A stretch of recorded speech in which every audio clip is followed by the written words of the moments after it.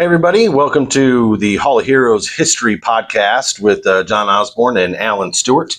I am the mouth and he is the brain. Some would call me Pinky, but that's neither here nor there. Anyways, we're going to talk about the Fantastic Four. I am super stoked about this. I got my new haircut. I just came from the barbershop, and I am very stoked to You're trying to do the thing, right? Yes, I'm trying to. With the beard like he had in the movie. Yeah. Right. Yeah, I think it's cool. That was one of the goofiest things I thought about the movie.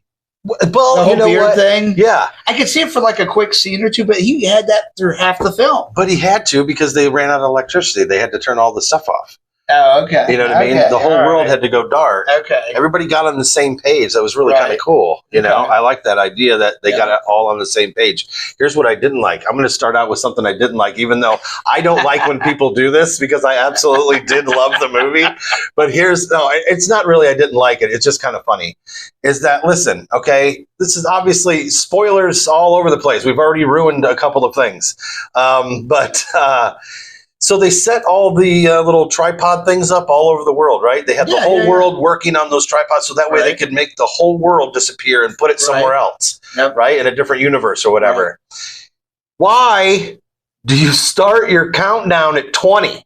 Like, I don't understand why you gave so much time for things to mess up. Like, you started at 20? I can answer that. Yeah? Yeah. Why? Well, because they were communicating with everybody around the world. Yeah. So you got like some lag time there maybe in communication. Sure. So maybe that's why they extended that. Okay, that makes sense. Does that make sense? It makes sense, but you could start... That's why you're the Pinky and I'm the brain. but you could also start at 10.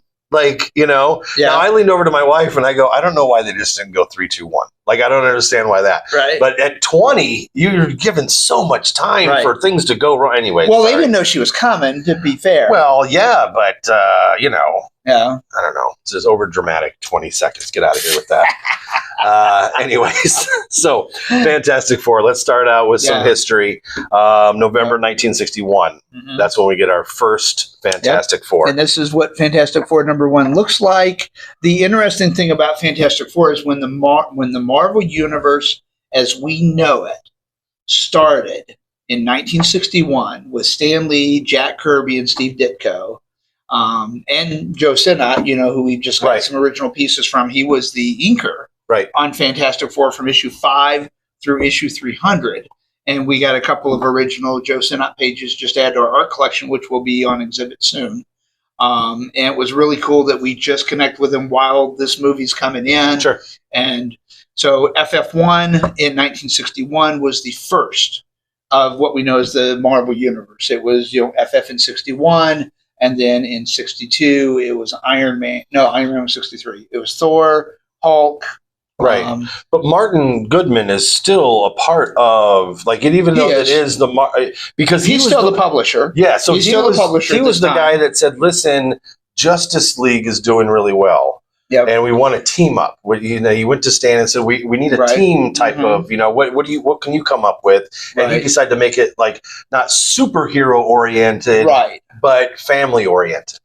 Well, and part of that was also that what they did in you know issue 1, you see they don't have costumes. Yeah, and so what they were doing is at this time, Marvel is doing like monsters and sci-fi stories and things like that. So they tipped their toe into the water and did a sci-fi story with the Mole Man, the monster coming up because they were doing monster stories. You know, Groot was introduced a couple years earlier as one of their monster stories. Okay, the original Hulk, the shaggy brown, you know, creature, was introduced a few years earlier. Yeah, you know, Stan liked to reuse names and stuff. He did that a lot.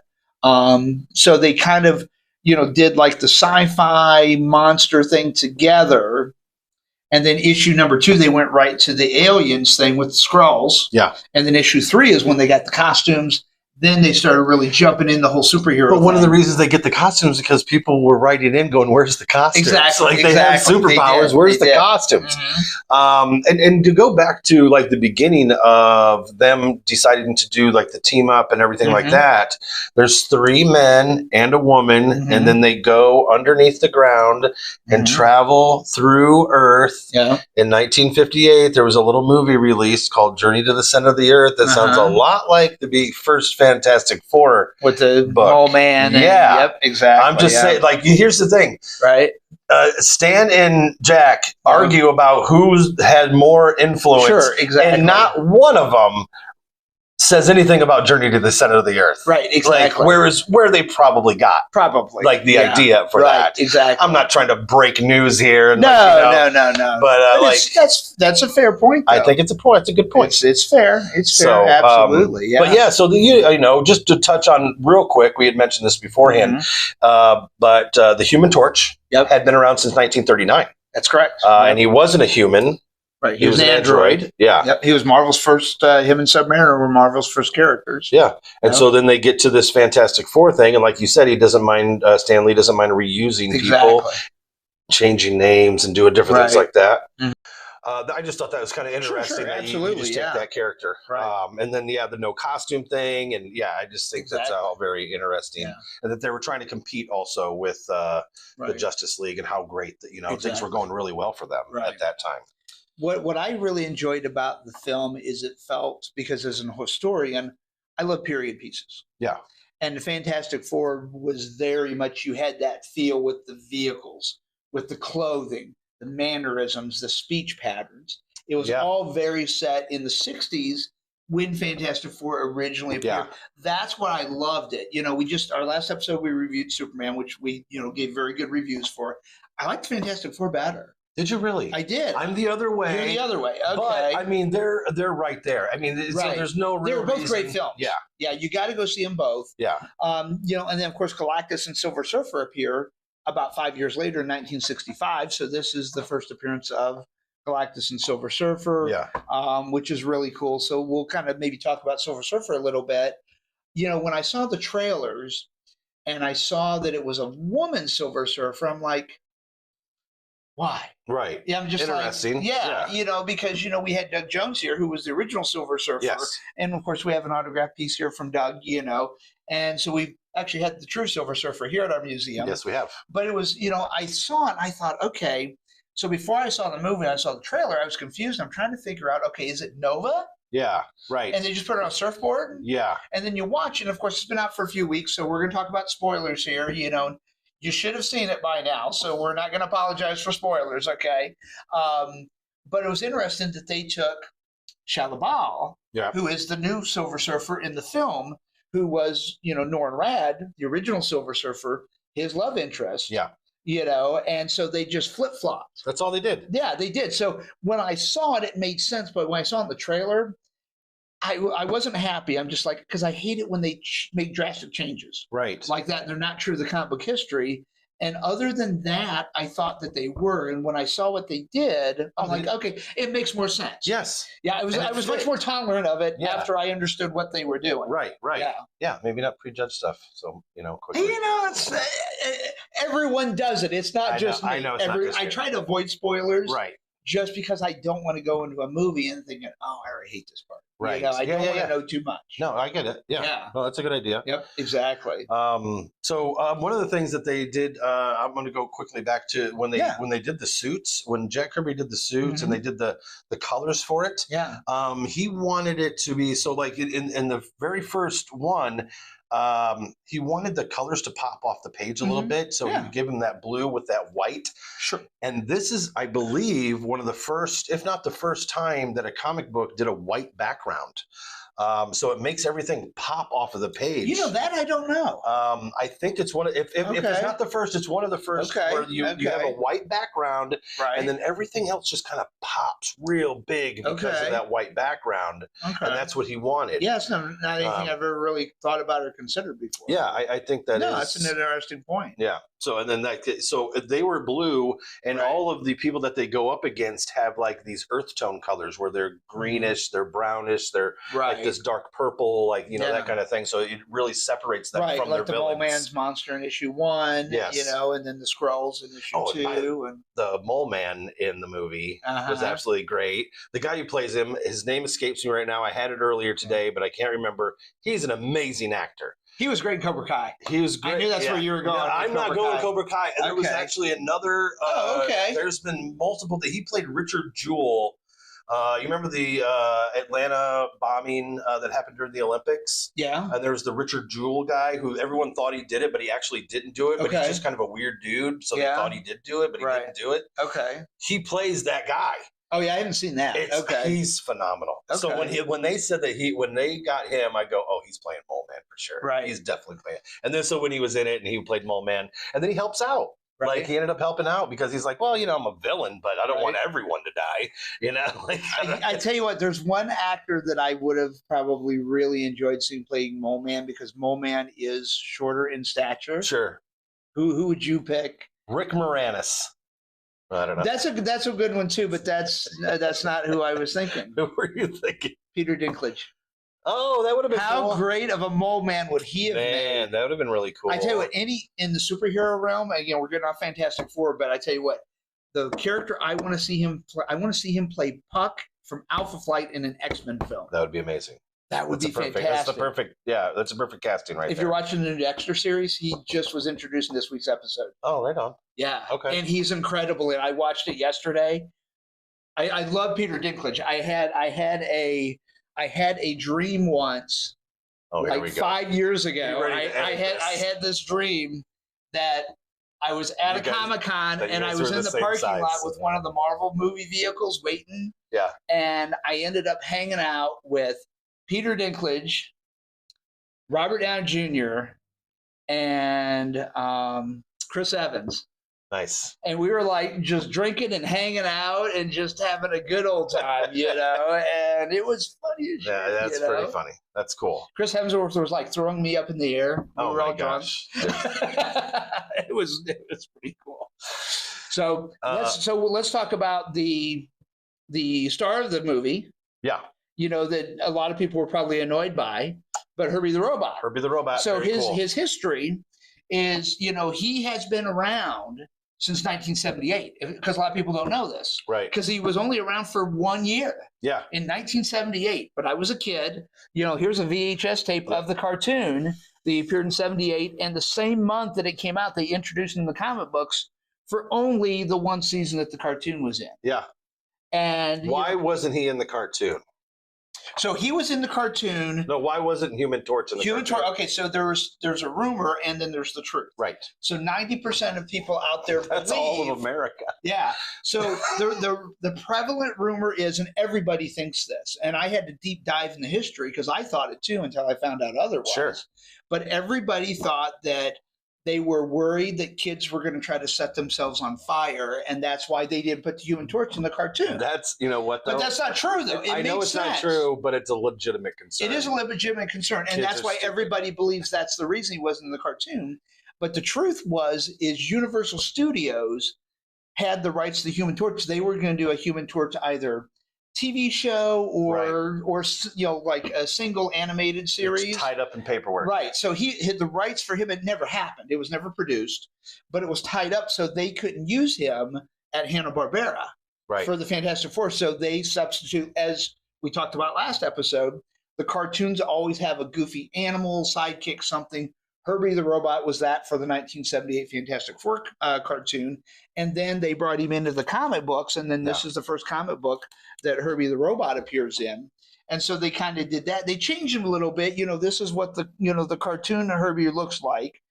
We haven't acquired a popcorn bucket yet from the movie, so we do want to get one. We did get this massive Galactus one, which is pretty cool.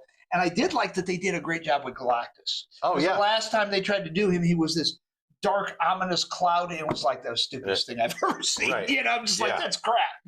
They did Galactus justice this time. Yeah. I appreciate that. They didn't make Herbie the Robot too hokey or anything. I thought they did a good job. It looked like a helpful at-home robot. Yeah, I liked Herbie. I think they did a good job. They didn't make it too hokey or goofy. Yeah. Same thing with Crypto we talked about last episode. Right. They did a great job with both of them, but they're taking this from the cartoon formulas from back in the day. Right. And I kind of liked seeing it in the movies, but they're doing a better job with it. A little nostalgia there. Exactly. Which is really cool. Also, Fantastic Four is when they started the whole Marvel method. When they did the writing and Stan Lee would do basically an outline. He wouldn't even say, he wouldn't put all the dialogue in it or anything like that. He would just write an outline, and then he gave that outline to Kirby. Kirby would basically draw the book, or at least the page that he gave him, and then he would go in and write the dialogue after that. And like that seems insane to me. Like that seems like so backwards. But there's some, and that's why I think some people said that Stan Lee drug on a little bit too long with his dialogue. I think because he was trying to figure out how he was going to get to that next panel that Kirby's already drawn. Right, exactly. You know what I mean? Yeah. So, well, Kirby was so fast. Yes, no, he was probably in the 60s in his day, and maybe even to I bet today. He, at his prime, he was the fastest penciler probably in history. Right. Honestly, he was so quick. Of the Mississippi. If you look at it, if you look up artists and how many books that they've done, I'm going to bet you Kirby's got the record for number of pages in a career. Oh, I bet. It's in the thousands. It's insane. Yeah. Another thing that I liked is the Baxter Building. I love when they, and the Baxter Building is the first layer for a superhero that is known publicly to the fictional public. So I'm trying to think. I think you're right. I'm just trying to I'm trying to think because I hadn't thought about that. It's the first one where the fictional public actually knows, oh, that's where the superhero lives. Or goes to, so nobody knows about the Fortress of Solitude. Nobody knows about the Batcave, like different things like that. So I think in the 60s with the Baxter Building, it was the first one that they knew. 60s, definitely. I'm trying to think back 40s and 50s if there was any public. The only one I can think of that's a maybe, and I don't know this for sure, is maybe the Justice Society's headquarters in the 40s. I don't know if that was publicly known or not. Right. Because they were in a brownstone mansion. Right. And I think they would show up secretly to it. I think you're right, but I'm not 100% sure on that. Right. Sometimes I know stuff too. You do. But they've had some other ones too. The other buildings and stuff that they did the Avengers building. They turned that into a. Sue and Reed were Avengers for a short time. Right. In the late '80s in the comics. Yeah. Yeah. So yeah, they've had other things too. Let's see. What was I going to talk about with that? All right, let's get back to some of the movie things. Yeah. Very cool. Like, it's the best Fantastic Four movie there's ever been.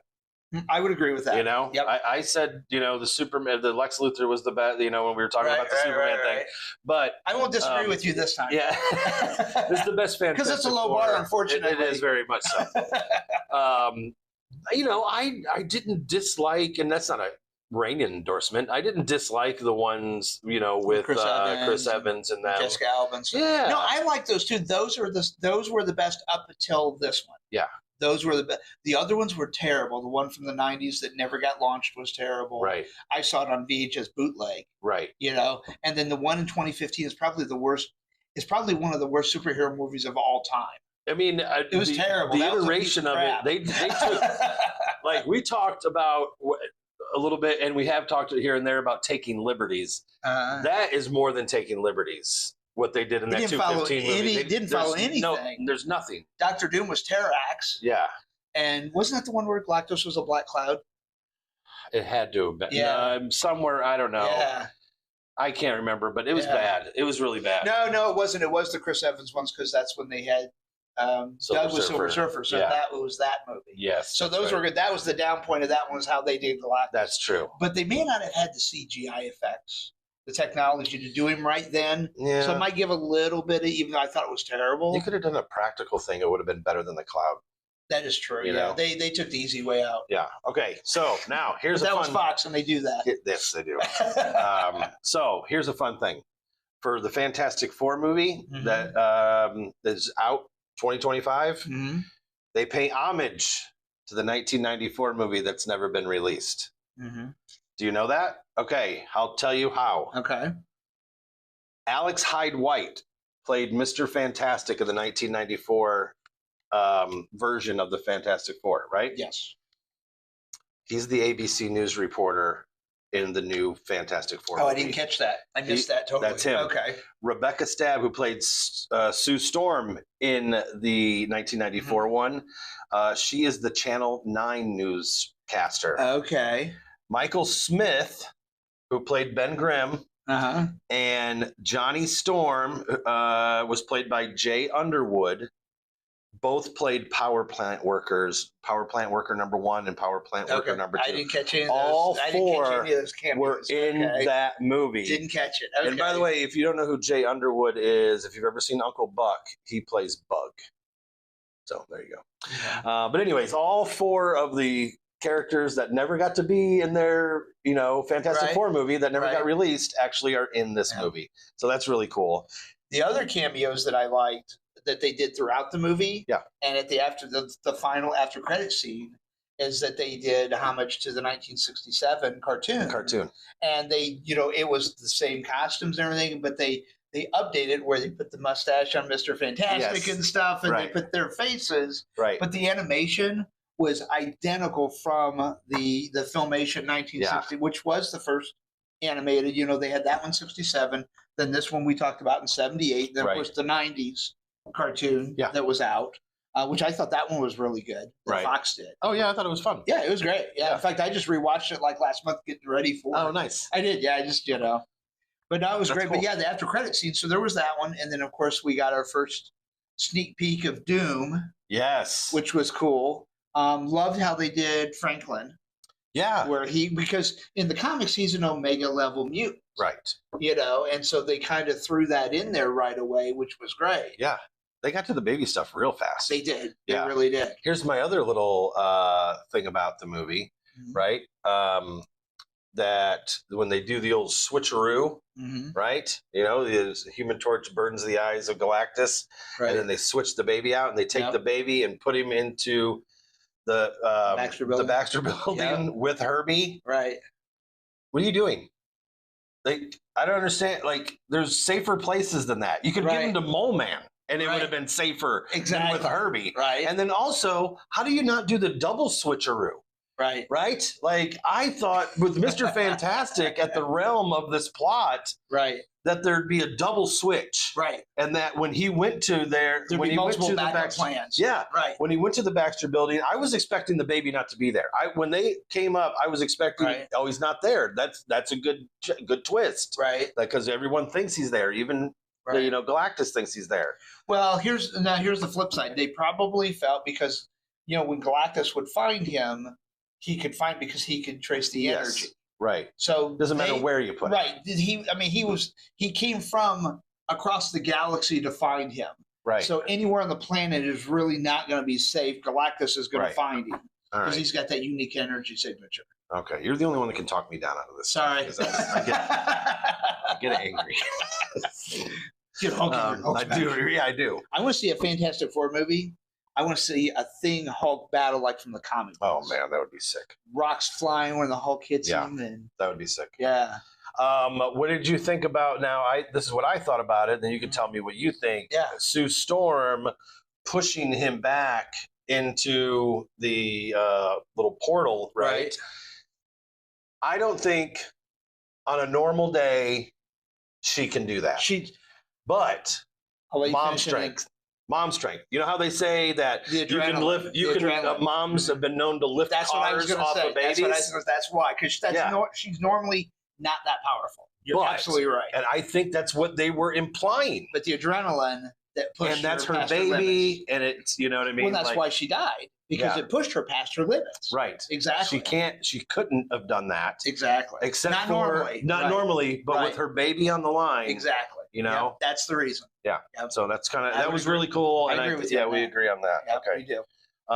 And now some other little fun things that if you're watching the movie next time, or if you've already watched it, maybe you caught these. Yeah. Obviously, the Excelsior rocket. That's, that was. And in the comic book, it's actually called the Marvel One. Right. That's their rocket that they use, but in this one, they called Excelsior rocket for obvious reasons. Yeah. Stan Lee. Homage to Stan. Yep. Exactly. They pay homage to Jack Kirby by calling this universe Earth 828. That's his birthday. August 28th is Jack Kirby's birthday. So when they say Earth 828, that's their homage to him. They also had Yancey Street, if you watch it. That's on one of the streets. That's where it was like in New York. There was a Jewish community, and Yancey Street was in the area. Where I grew up was in Yancey Street. Yep. Yeah. Exactly. So that's part of that. It's also where Kirby grew up. Yes. So that's why he's did that. Yep. And then I can never pronounce what's the country that Doom is from. Latveria. Okay, I always say it wrong. And I don't even know if I'm pronouncing that right, but Latveria, I'm not sure if he is. So when they have the whole country, the whole world together, and all the countries are represented, you see the nameplate, and no one's sitting there. And they showed that twice, by the way. It was almost like one of those, like, I hope you saw this. You know what I mean? And they're like, if you didn't, here's one more. Right. They made sure that you caught it. They made sure you caught that little Easter egg. Yeah, and that he wasn't there. Where is he? Right. You know what I mean? Did he just not show up because he's like, I don't care. I'm not abiding by your rules. Right. Or is he off planet? Is he somewhere else? I don't know. He wasn't off planet because we saw him later in the Baxter building. But he could come back. And it was like 4 years later.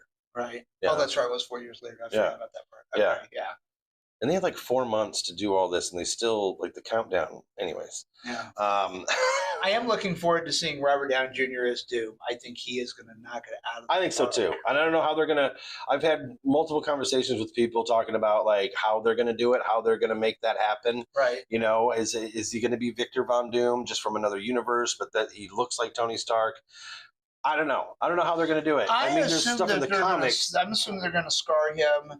And he's probably going to be in the armor most of the time because, in the comics, Doom never shows his face. Right.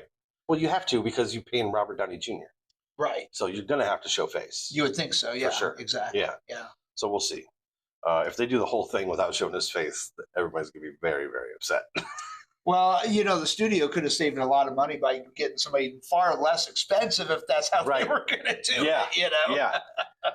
Also, because just to add to him pushes that budget way up. Yes, huge. Julian McMahon played Dr. Doom in the 2005-2007. He was really good too. And R.I.P. to him because not only was he a great Dr. Doom, he played Cole in Charmed, and you know how much I love Charmed. I know that's weird for everyone, but I absolutely love. He was Charmed. also in the Nip Tuck. If you've watched that, he was really good in that. Yeah, just a great actor. I mean, a great. I mean, if you're going to have a Dr. Doom, I thought he was really good at it. He was really good. Yeah. I think we got to wrap things up, but there was one last. Awesome Easter egg that I absolutely enjoyed in the Fantastic Four, and that was on the street in the background. You see Timely Comics. Yep.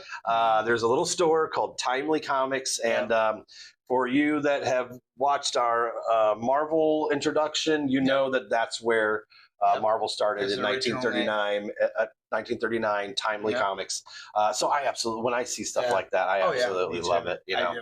It's very cool. And then my wife gets all bruised up on her arm because I'm like, hey, and she's like, I don't know what you're talking about. Leave me alone. Right. I do the same thing to Beth. So sometimes there's a buffer zone. Sometimes you have to have a buffer chair. Exactly. It's fine. Anyways, so I hope you enjoyed the podcast and the information that we're throwing out with some of the history, some of the spoilers. Obviously, we tried to throw some Easter eggs out there for you guys. Try to connect it to the comic book history so you kind of have an understanding of how these all tie in together. Yeah. Yep. So it's really cool. So don't forget, we've had the promo out already, but August 30th is DC Day. I know we're talking about Marvel right now, but DC Day for us is August 30th. We're going to have the 89 Batmobile. Yes. Cosplayers. We're going to be giving away a signed Superman poster by Anthony Kerrigan, who played Metamorpho. Yep. So there's going to be a lot of cool things that you should actually show up for the 89 Batmobile #1. That's because we've never had one here before, so we're pretty excited about that. If you've not seen the Fantastic Four movie, you shouldn't have watched this. Go see it. You really shouldn't have even clicked on this. Yeah, you should have seen it by now. Definitely go see it. And if you're interested, we have here at the gift shop a lot. I mean, we have like 2 long boxes of Fantastic Four back issues. So yeah, I mean, if you're wanting to read, if you really enjoyed the film, the comics are actually really good. Yeah. A lot of people don't, it seems like the Fantastic Four is not one of the most popular as far as comic book readers. But if you get like the stuff from the 60s, 70s, 80s, which we have that stuff in our gift shop, come get some Fantastic Four comic books and read them. You will absolutely enjoy them. Start your collection today. They're great. Fantastic Four comics are great reads. Yeah. We also have Garden of Villains, October 3rd and 4th. Yep. And our next podcast episode, we're going to do on supervillains. Yeah, it's going to be cool. We're both going to make a list. We're going to make a list of John's top 10 villains, my top 10 supervillains. My top 10 villains for DC. One will include Zack Snyder. Sorry. Did I say Zack Snyder? Is that right? That's right. Anyways, my bad. Okay. Yeah. Anyways, I'm a little loopy. I want to go home. No. So thanks for listening to and watching the Hall of Heroes History Podcast. Click like and share and subscribe. And that's all we really need you to do. And tell other people. Tell all the other nerds about us. We're trying to get a nerd herd going and make sure that everyone is listening and understanding as much as we can feasibly throw at you with the Brainiac here. So for Alan Stewart, I'm John Osborne. This is the Hall of Heroes Podcast. We'll catch you on the flippity flip. A lot of finger guns.